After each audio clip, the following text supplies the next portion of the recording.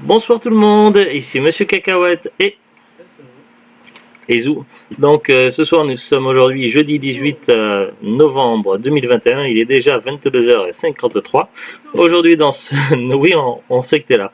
Aujourd'hui dans ce nouvel épisode de Parlons DVD, donc on a vu un film qui a été choisi par Zuglut. Un film que tu connaissais bien, mais moi que je connaissais pas du tout. Enfin, je connaissais l'histoire, le scénario, puisque c'est un film tiré d'un conte assez célèbre, mais bon, il y a tellement de versions différentes. Il s'agit du film À tout jamais, et du coup, je ne connaissais pas du tout cette version-là, avec Drew Barrymore, Angelica Huston et d'autres acteurs. Et donc, du coup, c'est un film, donc le titre n'est peut-être pas très explicite, mais voilà, donc c'est un film sur l'histoire de Cendrillon. D'ailleurs, si on regarde bien en tout petit, en dessous de tout jamais, la véritable histoire de Cendrillon. C'est écrit en fait. Alors, de quoi ça parle? Cendrillon, comme on ne vous l'a jamais raconté. Vive, intelligente, déterminée, Danielle est une jeune femme très moderne. Au premier regard, le prince tombe amoureux d'elle et l'invite au grand bal costumé qu'il organise. Mais ses belles-sœurs et sa belle-mère vont tout faire pour empêcher Danielle de retrouver l'homme de sa vie. Avec Drew Barrymore, Scream, Collège Attitude, un Cendrillon des temps modernes, oui, pas si moderne que ça les temps quand même, et, et Angelica Huston, la famille Adams, plus féroce que jamais. Vous allez tomber sous le charme de cette comédie romantique intemporelle. Alors, comment résumer un petit peu l'histoire? Donc, il était une fois. Bon, euh, donc, ce qui est original déjà, c'est que le film commence donc par les frères Grimm qui vont voir donc une dame assez âgée qui s'avère être une reine, hein, qui est jouée par Jeanne Moreau. Et donc du coup, cette reine leur conte la véritable histoire de Cendrillon, non, de Cendrillon. Et donc du coup, c'est eux les frères Grimm qui écoutent la vraie histoire de Cendrillon, puisqu'il y a plusieurs variantes. Et puis là, du coup, on est sur le film. Et ça commence comme le film aussi live action de chez Disney. On dit live action le terme, mais voilà, c'est toujours bizarre à prononcer. Mais disons que moi j'ai connu d'abord le dessin animé, le film animé, film d'animation de Disney de Cendrillon. Puis j'ai vu le film, ça c'était il y a longtemps. Puis j'ai vu le film avec des acteurs, donc il y a à peu près un an, un truc comme ça, on l'avait vu avec Zulut. D'ailleurs, on avait parlé dans un épisode de Parlons DV, qui était pas mal, j'avais bien aimé. Et là, du coup, ça reprend un petit peu comme le film avec des acteurs de Disney. Donc ça, sauf que là, ça reprend moins à l'arrière, parce que là, le film commence directement sur après l'histoire des frères Grimm, tout ça. Donc ça commence directement sur le père qui s'en va et qui a son accident. Alors que dans le film de Disney, on a le temps de voir quand même un petit peu sa mère. Pas longtemps, mais il y a quand même quelques scènes avec sa mère, puis finalement elle tombe malade, elle meurt, et puis finalement, du coup, après le père, après il est plus qu'avec le père, et puis il trouve une nouvelle famille, et puis ça va pas. Donc ça revient un petit peu moins en arrière, du moins de ce que je me souviens. Et puis finalement, donc du coup, Cendrillon donc va se retrouver toute seule avec sa belle-mère et ses belles-sœurs. Alors contrairement aux films d'animation et aux films avec acteurs de Disney, tout le monde n'est pas méchant dans la famille dans sa nouvelle famille. Il s'avère que l'une des deux belles-sœurs, au début, elle rigole un petit peu au début, mais on va vite voir qu'avec le temps, en fait, elle a pas les mêmes sentiments et les mêmes traits de caractère que son autre sœur et que sa mère. L'une des deux belles-sœurs, en fait, a de la compassion pour Cendrillon et va lui prêter quand même oreille attentive jusqu'à aller l'aider vers la fin du film. Et, euh, et donc on voit qu'une des deux est quand même beaucoup plus humaine. Donc ça c'est déjà une différence. Après il y a pas mal de différences, donc évidemment il va y avoir une rencontre avec le prince il ne va pas connaître l'identité de Cendrillon. Donc elle va utiliser par contre là pour cette histoire-là, elle va utiliser l'identité de sa mère. Et donc elle va s'inventer un rôle de comtesse. Alors du coup, dans les premiers temps, le prince n'a pas forcément le caractère de prince charmant comme on pourrait l'imaginer dans les contes. Au contraire, il est un petit peu égoïste. Il a des préjugés. Pour lui, les nobles avec les nobles, les pauvres avec les pauvres. Si on est dans une prison, c'est qu'on l'a mérité, etc., etc. Donc, il est plein de préjugés. Il est un peu vaniteux, tout ça. Et donc du coup, au fur et à mesure qu'il va côtoyer donc cette mystérieuse comtesse, et donc du coup, il va évoluer et il va apprendre d'elle et il va du coup prendre des mesures. Par exemple, il va faire libérer des gens innocents. Il va se montrer plus attentif au peuple et au monde qui l'entoure. Et il va également donc voilà, il va avoir une grosse évolution. Et donc du coup, le film traite également des problèmes à plusieurs reprises par rapport à l'esclavagisme et autres. Euh, aux gens qui sous prétexte qu'ils sont des serviteurs, ils peuvent être vendus et tout ça. Enfin voilà, c'est des trucs intolérables et qui se passent durant un régime de monarchie. A priori, donc si j'ai bien compris, l'histoire se passe en France. Et donc, alors je ne sais pas à quel siècle en France, mais en tout cas, euh, 16e siècle, d'accord, parce que je sais plus. Parce qu'après ils disent à la fin c'est arrière, arrière, arrière, arrière, donc du coup ça veut dire que plusieurs siècles plus tard on est encore à la monarchie, ce qui est pas logique. C'est ça qui me perturbe en fait. Mais c'est pas forcément parce qu'il dit votre thèse que c'est sur la règle. Bah, si, ça aurait pu être comme en Angleterre. Hein? Ça aurait pu être comme en Angleterre, tu sais, être roi ou reine sans le truc. Mais on sait... Donc ça se passerait au XVIe siècle et en France. Et par contre, lui, le prince, il subit des pressions surtout de son père, parce que son père a décidé qu'il serait temps qu'il grandisse un peu et qu'il se trouve une femme, de façon à se préparer à prendre un jour la relève. Donc, et il veut également, et en même temps, si ça peut, arranger également les affaires du pays avec l'Espagne notamment. Mais voilà, sans forcément. Mais après, il n'est pas complètement fermé puisque son père est prêt à accepter, du moment qu'il se marie, une autre femme dans la vie de son fils, à condition évidemment qu'elle soit noble et qu'il la choisisse. Parce que son fils lui dit qu'il n'en a rien à faire de la couronne. Et donc tout ça devrait se décider lors d'un bal masqué. Le fameux bal, célèbre qu'il y a dans l'histoire de Cendrillon. Sauf que dans l'histoire de Cendrillon, comme celle qu'on connaît dans le monde de Disney, après le bal, finalement, le prince il va chercher la jeune fille avec la chaussure, il la trouve, il se marie, et tout est bien qui finit bien. Sauf que là, non, le film prend une tournure différente, donc je ne peux pas trop en dire pour ne pas trop spoiler, mais du coup, le film est un peu plus compliqué, mais évidemment, il y a quand même un happy end.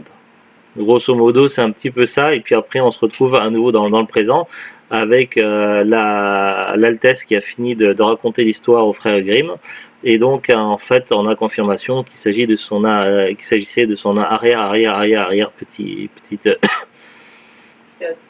petite fille.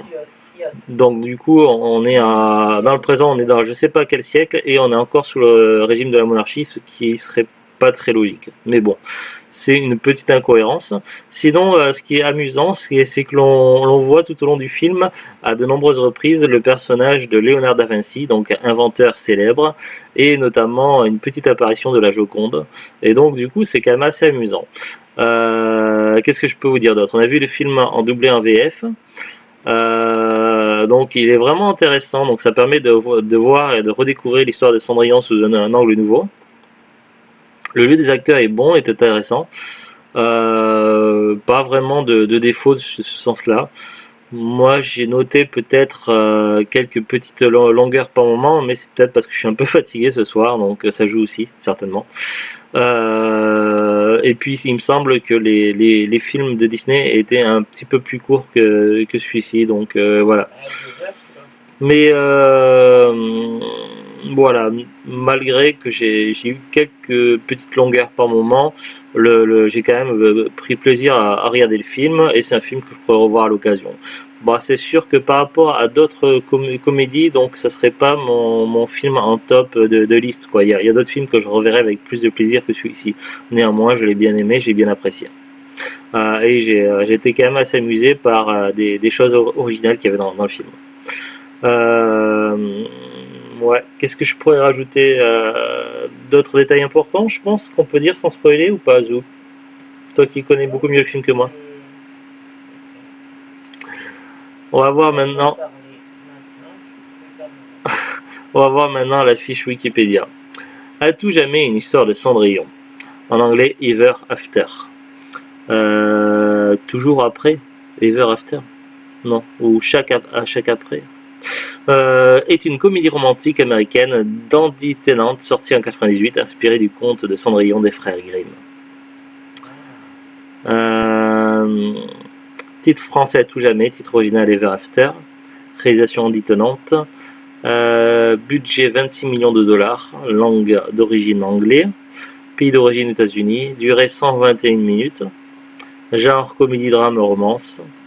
Sorti en France le 10 février 1999, aux États-Unis pour la première le 29 juillet 1998 et puis après le 31 juillet 1998.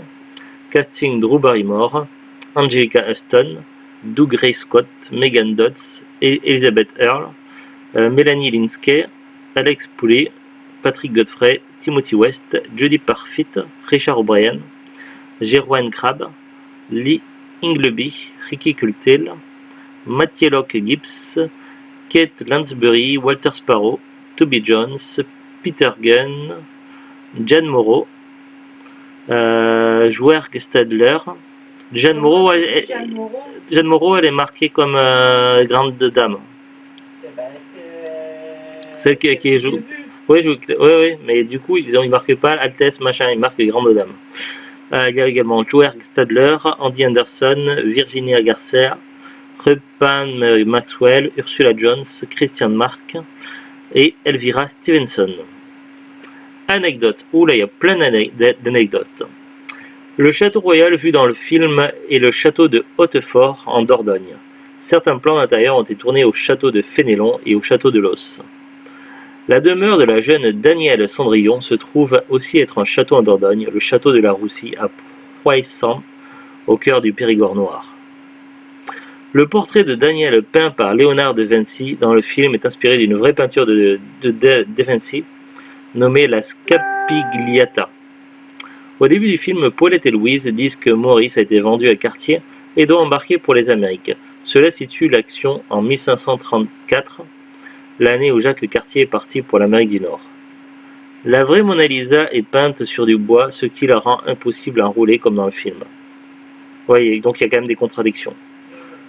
Par contre, Léonard de Vinci est arrivé en France en 1516 et il est mort en 1519, ce qui situe également l'action autour de ces années-ci. L'action se déroule aux alentours de 1516, voir commentaire ci-dessus. Or, la jeune Danielle reçoit de son père le roman philosophique de Thomas More, Utopia. Il faut savoir que ce livre est paru en 1516, lorsque la protagoniste est déjà adulte, et de surcroît en latin.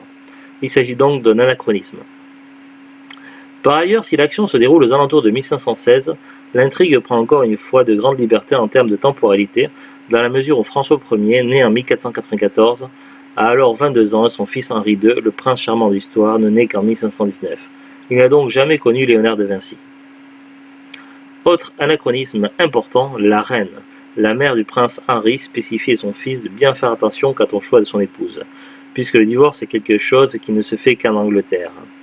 Divorce is only something they do in England. Elle fait référence à la réforme religieuse d'Henri VIII qui permet le divorce. Or, si l'action du film se situe aux alentours de 1515-1616, il faut savoir que le roi d'Angleterre Henri VIII ne s'était pas encore détaché de l'Église catholique et du pape à cette époque. Il y a peu eu encore le schisme. La pratique du divorce n'existe donc pas telle que la reine le mentionne. Voilà pour les anecdotes. Alors après, il y a beaucoup de distinctions, donc en 99, lauréat, nomination, pas mal de choses. Et puis c'est tout ce qu'on peut voir sur Wikipédia. Alors pour le DVD, c'était un DVD acheté à cash, donc c'était pas dans les bacs à 15 centimes, c'était dans les étagères, donc ça devait être dans les 1 euro. Il n'était pas en complet parfait état, je crois quelques traces de doigts et des micro-rayures, mais voilà, on a pu le voir sans problème, il n'a pas sauté d'un bout à l'autre, aucun souci. Il y a eu juste un petit défaut que j'ai constaté qui m'embête un petit peu quand même, donc j'espère qu'on va réussir à trouver un autre exemplaire du DVD. Alors vous verrez peut-être pas la caméra, mais en fait, voilà, le problème c'est que quand on enlève un DVD du boîtier, en fait, pour le mettre, il faut appuyer sur le plastique là, et c'est un plastique assez dur. Et donc du coup, en fait, en rangeant le disque, là, il y a le plastique qui est au centre du disque qui a commencé à se casser en fait. Et du coup, ça m'embête un petit peu ça. Donc du coup, ça risque de fragiliser le reste du disque. Et ça sera, comme c'est un film quand même qui est assez sympathique et qui plaît beaucoup aux Zouglus, donc il faudra que je le rachète un jour le DVD, donc j'en trouve un autre exemplaire qui ne sera pas abîmé au milieu. Donc voilà, c'est le petit problème. C'est des choses qui arrivent parfois quand on achète d'occasion. Mais voilà, on peut pas toujours trouver les DVD en neuf. Donc voilà. Si on regarde sur internet, on peut voir quand même que le DVD est toujours trouvable en neuf, ce qui est assez ironique, mais dans une autre édition.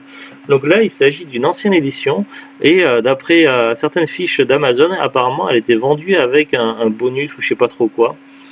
Je sais plus ce que j'ai dit tout à l'heure quand je regardais sur Amazon. Oui, il devait y avoir un genre de pochette de cadeau, je sais pas quoi. Il y a une autre édition avec un boîtier relativement différent. Alors je ne sais pas si cette seconde édition est plus récente ou pas, mais en tout cas elle est toujours expédiée, vendue par Amazon à 13 euros.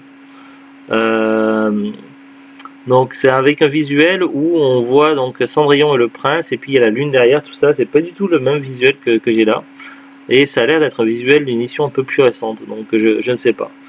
En tout cas, voilà, ça reste un prix assez standard, mais bon, après, si on veut pas tout prix avoir le DVD en neuf, sur le marché d'occasion, on peut trouver moins cher. J'ai regardé un petit peu sur Rakuten, donc il y a plusieurs fiches, pareil. Il y a pas la fiche de l'autre édition que je vois sur Amazon. Par contre, la même édition que l'on a, il y a 3 fiches différentes sur Rakuten. Il y en a un qui vend à 8,69. Et puis après, il y a d'autres qui vendent de 9 à partir de 6,88 ou 9,99. Sinon, d'occasion à partir de 90 centimes. Et on peut voir également que le DVD était trouvable dans un coffret. Le coffret contenait Collège Attitude et Terrain d'entente. Alors Collège Attitude, je connais le film, j'ai déjà vu, j'ai bien aimé. Terrain d'entente, je sais pas du tout ce que c'est. Ça a l'air d'être un coffret spécial Drew Barrymore. Elle a dû jouer dans les 3 films. Elle a dû jouer dans les 3 films, je pense. Mais Terrain d'entente, je sais pas, j'ai jamais entendu parler de ce film, donc je sais pas du tout ce que c'est. Donc voilà, mais par contre ce coffret se vend cher. Je vois 9 des 99,90 € et d'occasion 17,99 €. À tout jamais maintenant, après il y a plein d'autres sites, j'ai pas regardé, mais il y a Fnac, il y a Vinted, il y a Le Bon Coin, il y a eBay, etc. Donc, les prix varient sur internet. Je pense que si vous avez l'occasion d'aller dans un magasin cash près de chez vous, il y a moyen de trouver le DVD pas très cher en occasion. C'est un DVD qui a l'air d'être relativement courant sur le marché de l'occasion, et donc je pense qu'on doit pouvoir le trouver assez facilement d'occasion dans les 1 euro. Donc voilà, donc après c'est toute une question de choix. Et sur ce, donc on vous dit à très bientôt, on vous souhaite une bonne soirée et au revoir. Au revoir.